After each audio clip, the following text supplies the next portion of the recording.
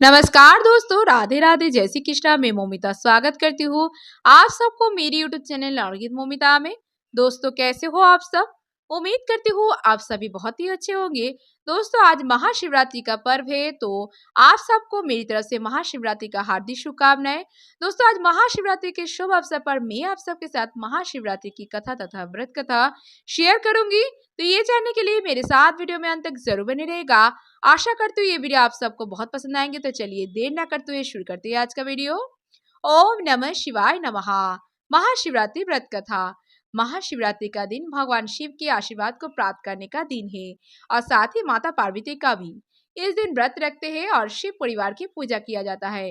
पूजा के दौरान महाशिवरात्रि व्रत कथा को सुनना फलदायी होते हैं। एक बार माता पार्वती ने भगवान शिव शंकर से पूछा कि आपकी कृपा पाने के लिए कौन सा सबसे सरल व्रत और पूजा है। तब भगवान भोलेनाथ ने माता पार्वती को शिवरात्रि व्रत की महिमा, व्रत और पूजा विधि बताई। उसके साथ ही उन्होंने महाशिवरात्रि व्रत की कथा सुनाई। तो आइए शुरू करते हैं महाशिवरात्रि व्रत कथा। शिव पुराण की कथा के अनुसार एक गांव में एक शिकारी रहता था जो पशुओं को शिकार करके अपना घर परिवार चलाता था। और वे गांव के ही एक साहूकार का कर्जदार था और वह काफी प्रयासों के बाद भी कर्ज से मुक्त नहीं हो पा रहा था। एक दिन क्रोधित होकर साहूकार ने उसे शिव मठ में बंदी बना लिया। उस दिन शिवरात्रि भी थी और शिकारी उस दिन शिवरात्रि की कथा को सुना और शाम के समय में उसे साहूकार के सामने पेश किया गया। तो शिकारी ने वचन दिया कि अगले दिन वह सभी कर्ज को चुकाकर मुक्त हो जाएगा। तब उसे साहूकार ने छोड़ दिया और शिकारी वहां से जंगल में गया और शिकारी की तलाश करने लगा। वह एक तालाब के किनारे पहुंचा और साथ ही वहां पर वह एक बेल के पेड़ पर अपना ठिकाना बनाने लगा। उस पेड़ के नीचे एक शिवलिंग था जो बेलपत्र से ढका हुआ था। उसे इस बात की जानकारी ना थी। बेल वृक्ष की टहनियों को तोड़कर वह नीचे फेंकता गया और बेलपत्र उस शिवलिंग पर गिरते गए।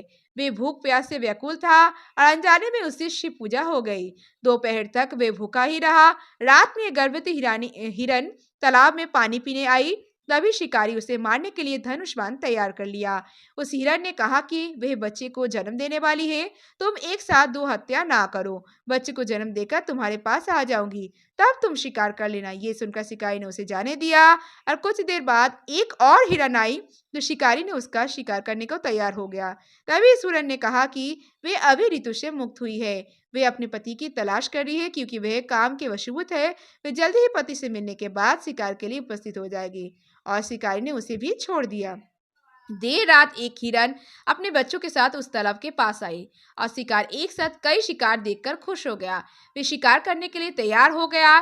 तभी उस हिरन ने कहा कि वे अपने बच्चों के साथ इनके पिता की तलाश कर रही है और जैसे ही वे मिल जाएंगे तो वे शिकार के लिए आ जाएगी। इस बार शिकारी उन्हें छोड़ना नहीं चाहता था, लेकिन उस हिरन ने शिकारी को उसके बच्चों को हवाले दिया, तो उसने उसे जाने दिया। अब शिकारी बेल वृक्ष पर बैठकर बेल पत्र तोड़कर नीचे फेंकता जा रहा था और तभी उसने सुबह होने वाली थी। तभी वहां एक हिरन आया और शिकार उसे मारने के लिए तैयार था। और लेकिन हिरन ने कहा कि इससे पहले 3 हिरन और उनके बच्चे को तुमने मारा है तो उसे भी मार दो, क्योंकि उनका वियोग सहन नहीं होगा। यदि उनको जीवन दान दिया तो उसे भी छोड़ दो। परिवार से मिलकर तुम्हारे समक्ष उपस्थित हो जाऊंगा। और सब रात भर उपवास, रात्रि जागरण और अनजाने में बेलपत्र से शिवलिंग की पूजा के प्रभाव से शिकारी दयालु हो गया था। उसने हिरण को भी जाने दिया। उसके मन में भक्ति की भावना प्रकट हो गई और वह पुराने कर्मों के सोचकर पश्चाताप करने लगा। तभी उसने देखा कि हिरण का पूरा परिवार शिकार के लिए उसके पास आ गया और ये देखकर वह और करुणामय हो गया, रोने लगा। तो शिकारी ने हिरण परिवार को जीवन दान दे दिया। स्वयं हिंसा को छोड़कर दया मार्ग पर चलने लगा और शिव कृपा से वह शिकारी तथा हिरण का परिवार मोक्ष को प्राप्त हुआ। राधे राधे, जय श्री कृष्ण, जय भोलेनाथ, जय माता पार्वती। तो दोस्तों, आज महाशिवरात्रि की व्रत कथा यहीं पर समाप्त हुआ।